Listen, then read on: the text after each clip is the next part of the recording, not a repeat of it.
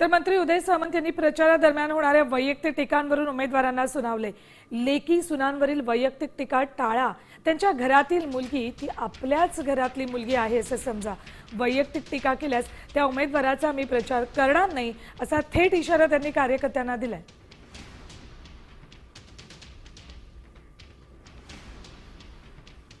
त्यांच्या कन्याचं ticket final झालं तर आपल्याकडनं पक्षाकडनं पक्षाच्या उमेदवारांकडनं एकही वाईट शब्द तिच्याबद्दल जाणार नाही, ही दक्षता सगळ्यांनीच घेतली पाहिजे। ही माझी आपल्याला विनंती नाही, हा पालकमंत्री म्हणून मी दिलेला निर्देश आहे असं समजावा। आणि असं उमेदवार जो कोण करेल त्याचा मी स्वतः प्रचार थांबवणार आहे।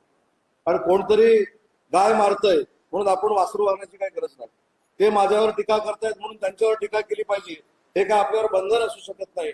शेवटी ती देखील एक मुलगी आहे, याचं भान आपण सगळ्यांनी ठेवलं पाहिजे।